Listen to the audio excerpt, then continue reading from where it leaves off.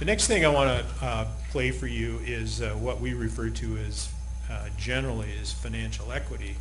And this relates, and you know, I entered this discussion, I don't know, a year or so ago, and I've been working on trying to create a message about this that I think is fair, because it's a complex issue. It's something that not just the average citizen, but probably elected officials and city staff don't spend a lot of time thinking about. So we're going to play these for you, and at the end, when after the staff comments, we can get into discussions and more about that during public comment. So go ahead. Welcome to the first video of a two-part series focusing on financial equity. This video will outline what financial equity is and walk through some funding scenarios. Before we can jump right in, there are a few basics that must be understood first because the concept of financial equity is complicated. First, there are a number of taxes that each person must pay. This video focuses specifically on property taxes. Second, as a Lawrence resident, you are a Lawrence property taxpayer, a Douglas County property taxpayer, a school district property taxpayer, and a state of Kansas property taxpayer. Third and finally, the City of Lawrence and Douglas County partner to provide several services. For example, the Fire Medical Department, Planning and Development Services, and the Health Department, among others. This partnership allows the city and county to provide more efficient and effective services. If these services were individually provided by both the city and county, it would be much more expensive for everyone. Now let's jump into how property taxes and financial equity are linked in this collaborative environment. The city and county have funding agreements that outline the financial commitment that each entity has agreed upon. Unfortunately, we have agreements that when written, true financial equity was not necessarily a goal of the agreement, and have not kept pace with scope and service level changes over time. These circumstances have contributed to inequitable financial contributions from City of Lawrence taxpayers.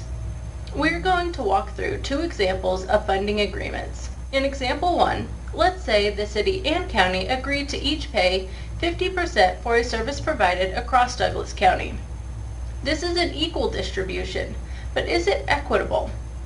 Before we can answer this question, it is important to understand that the City of Lawrence makes up 75.07% of the total taxable value in Douglas County. This means that if the county were to pay for a service that impacted all of those within Douglas County, Lawrence taxpayers would fund 75.07% of the service. In other words, for every property tax dollar spent by Douglas County, 75.07 cents comes from Lawrence taxpayers.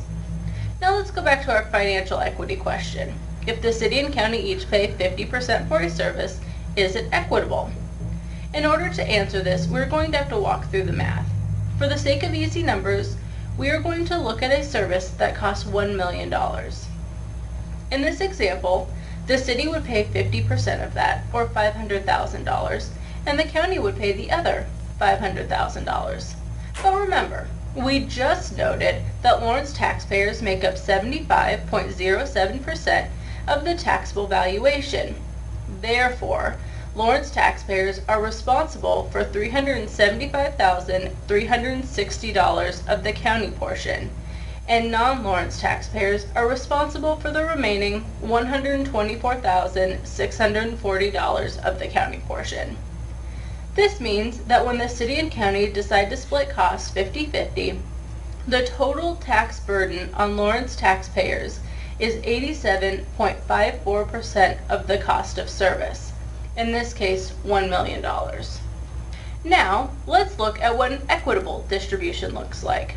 When there is no city and county split, the tax burden for Lawrence taxpayers is $750,720, and the tax burden for non-Lawrence taxpayers is $249,280. You will notice that these dollar amounts align with the taxable valuation. Now let's compare the total tax burden for Lawrence taxpayers when there is a 50-50 funding split and when there is no funding split. The total tax burden for Lawrence taxpayers was $875,360 when funding was split 50-50. The total tax burden for Lawrence taxpayers was $750,720 when there was no funding split.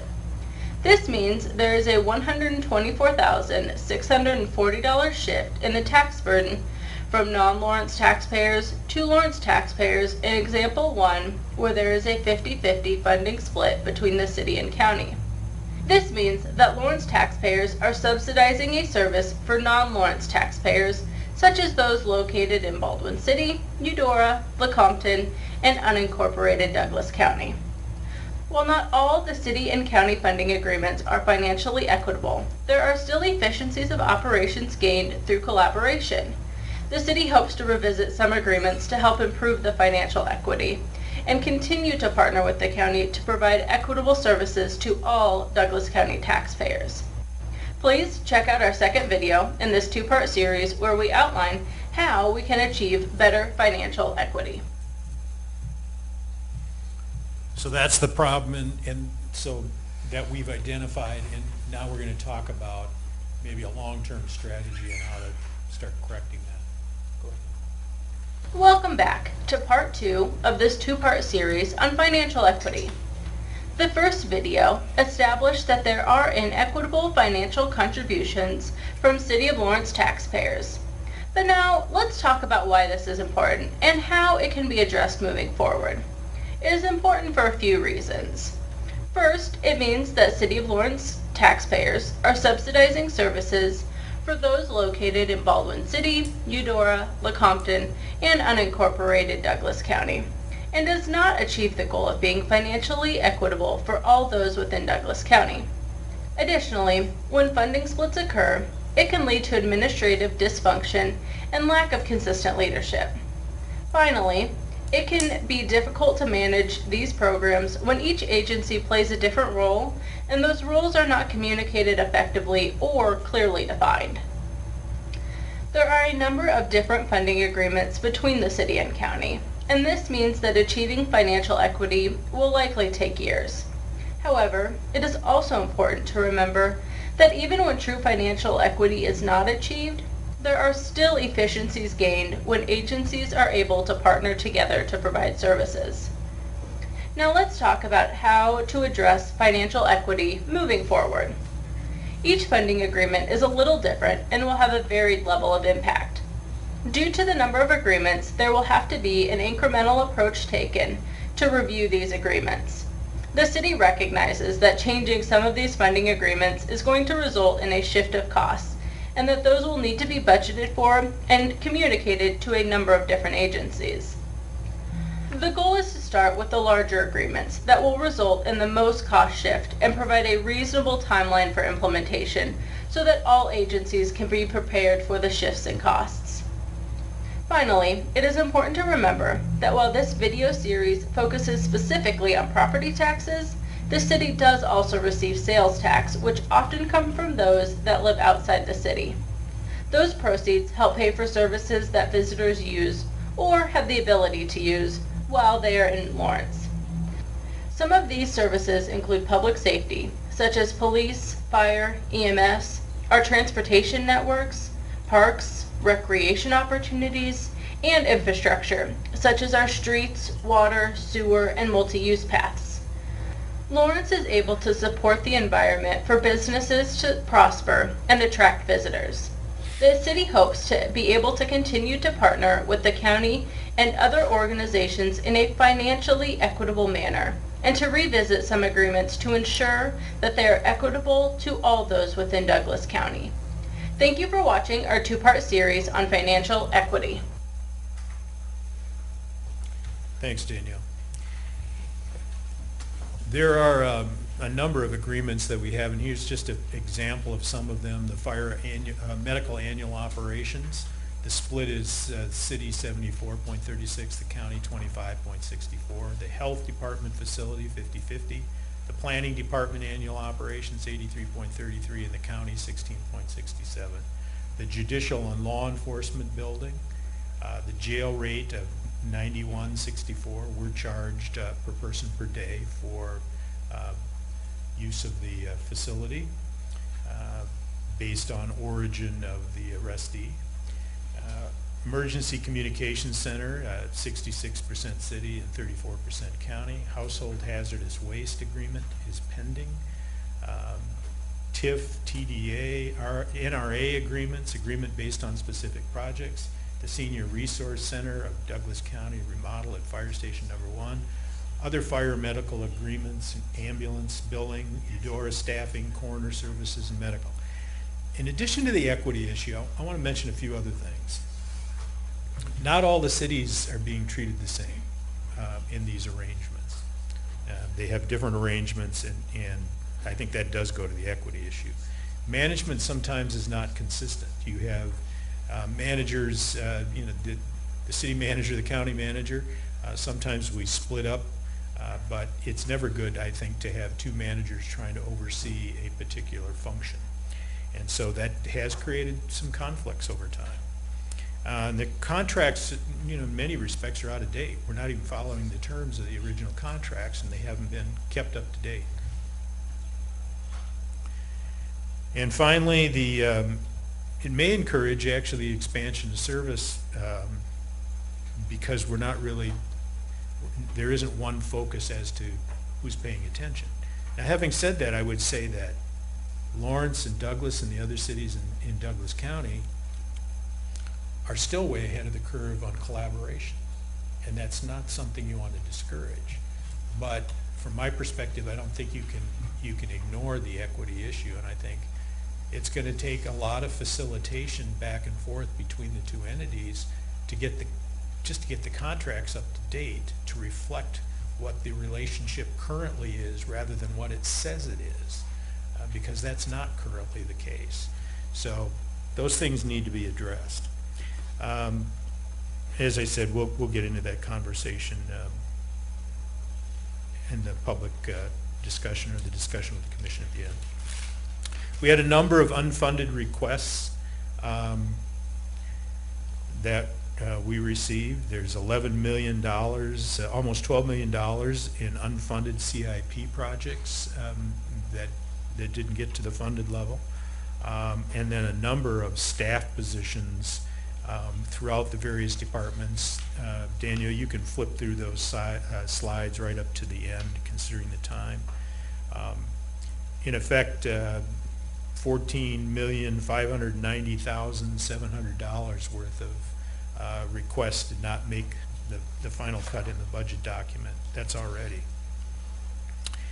In terms of outside agency requests that are in the budget, social service agencies funding remained pretty flat. $615,000 out of the general fund and $750,000 in the special alcohol fund. In terms of where that money is going, we had some funding increases, I think largely for the health department. I think received some, and Danielle, you'll have to help me with that. Who is the other one that? The health department had an increase of $30,000. Yeah. A10 connector had an increase of K10 $20,000. So that list up there shows you where those funds are being distributed in terms of intergovernmental agencies. Good evening, Mayor and Commissioners. Dan Partridge, I'm Director at the Lawrence Douglas County Health Department. First, I want to say thank you for the funding that you've recommended, city staff and city manager. We rely on that funding. We've, according to records in our department, received city funding since 1929, so it's a long-standing pillar that we lean on. I just wanted to add a few more bits of context as you consider your 2019 budget. For every local tax dollar that the city and county provides the health department, we leverage that and bring in over $2.50 from the federal government, the state government, private foundations, places outside this community that comes in here and gets spent.